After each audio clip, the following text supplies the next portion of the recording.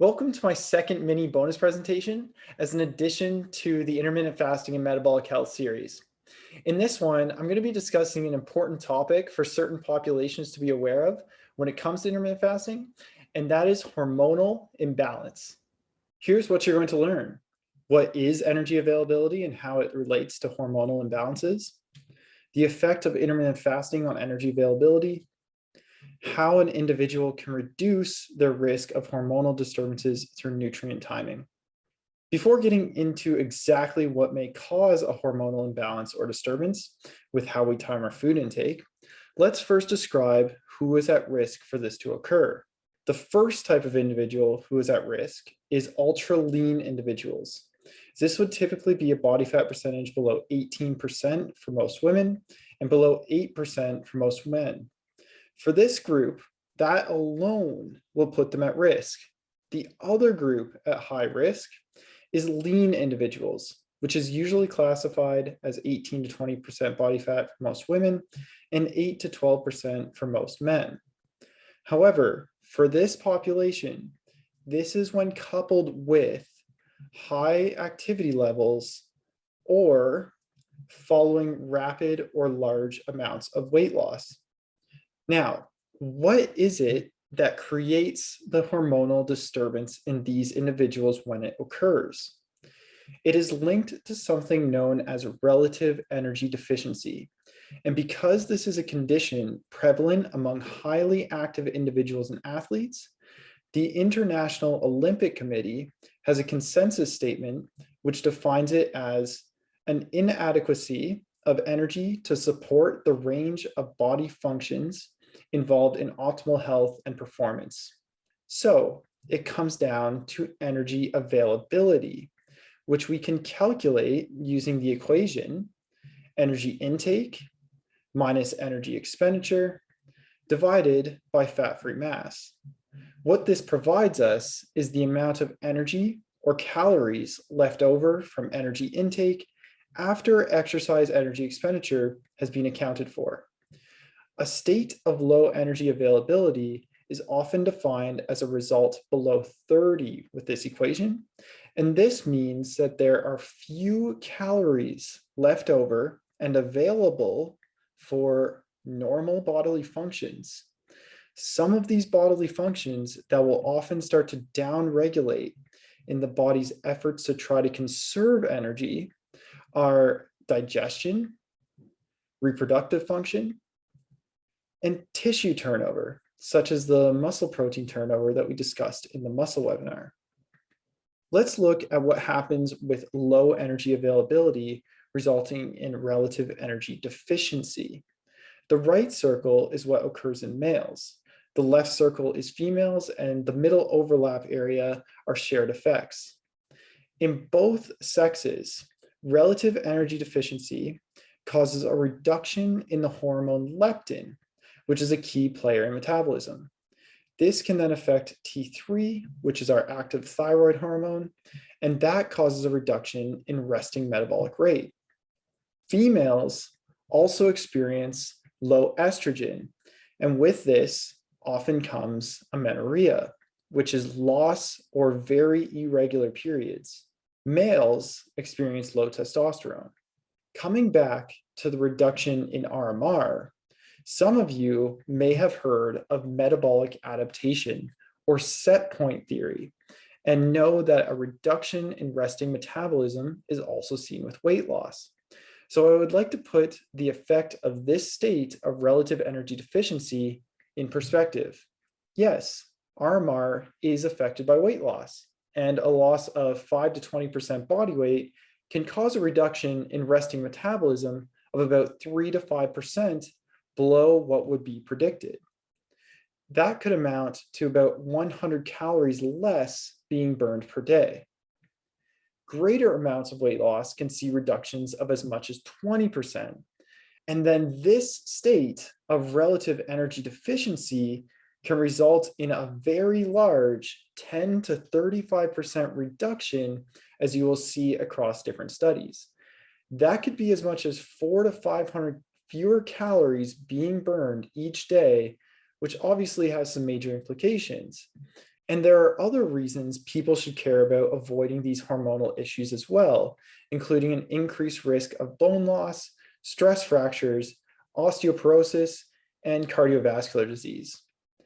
This all being said, these are the three components that are often used to identify relative energy deficiency in research. We've already talked about what results in relative energy deficiency, being low energy availability, which may be associated with disordered eating or exercise dependence, high activity levels when lean or ultra lean, rapid weight loss, and large weight loss. But I also want to add one other big risk factor that will be the focus of the rest of this presentation, and that is within day energy deficiency. Here's a figure that was produced by Alex Hutchison, an excellent journalist in the area of endurance sport. He summarized some research into this figure to conceptualize what is meant by within day energy deficiency. If you want to read more, I encourage you to check out his article titled "The Scientific Case for a Big Breakfast" on his website, Outside Online. What I've done is I've adapted this conceptual framework to represent intermittent fasting with 1 meal per day in this case. This line here is our critical threshold, which is the point at which research has found that the more time individuals spend below this threshold, the higher the risk is of relative energy deficiency and the hormone disturbances. I'm going to show you two different approaches to eating across the day. And here is their average energy intake, which puts them at energy balance or not losing or gaining weight.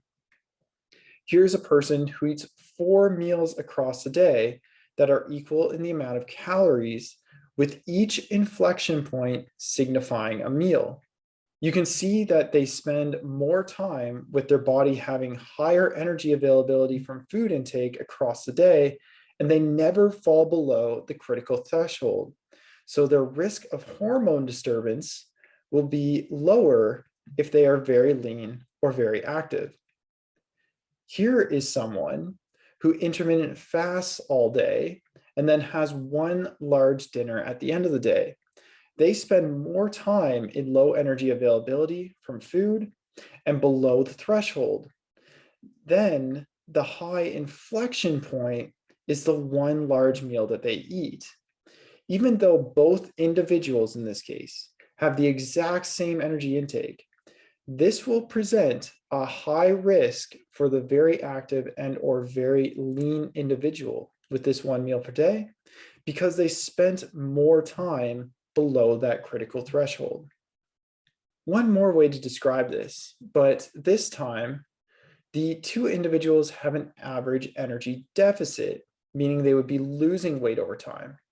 We have our critical threshold.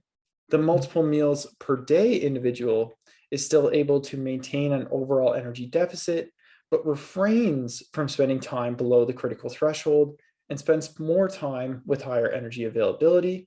Whereas the person who intermittent fasts spends more time in low energy availability below the critical threshold, putting them at increased risk. Keep in mind that even though I am showing you the extreme of 1 meal per day in these last two slides, the risk is also higher for 2 meals compared to 4 or more, and those with very large energy expenditures who have 3 meals compared to 4 or more. Now I'm going to show you a couple of studies where this critical threshold data comes from and show how big of a difference spreading out your intake across the day can make. This study took male cyclists who had a suppressed metabolic rate and those who had a normal metabolic rate.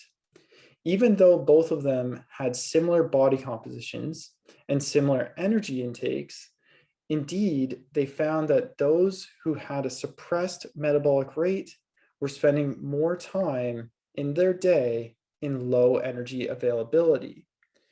In absolute terms, the normal metabolic rate group, shown on the left, was spending about 10.8 hours below the critical threshold, whereas the suppressed group on the right was spending 20.9 hours. And this was no small suppression in RMR either. They had a whopping 17% lower resting metabolism than what would be expected. And the association here is just how they spread their intake across the day. Here's a study in females with similar findings. Both groups, again, had comparable body composition and food intakes. One group had menstrual dysfunction, and the time that they were spending in low energy availability below the threshold was significantly greater at 21.8 hours per day as compared to those with regular menstruation spending only 17.6 hours in low energy availability.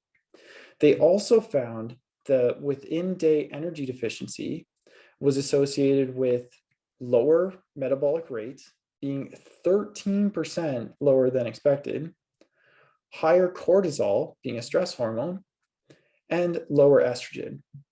And after all that, here's my interpretation and recommendations.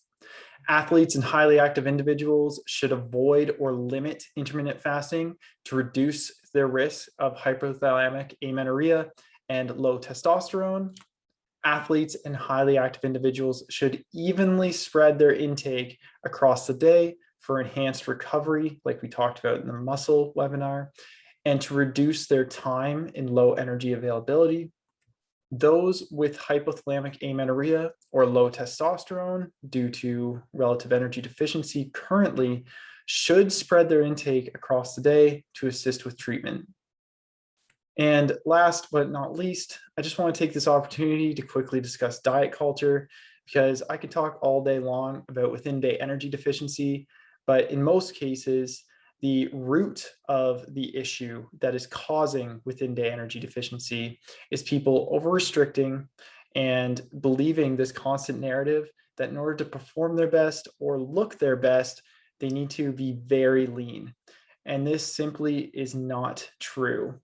We need to keep in mind the example we're setting for our family and friends and our core values. So remember that trading leanness for health is not worth it. Thank you for watching.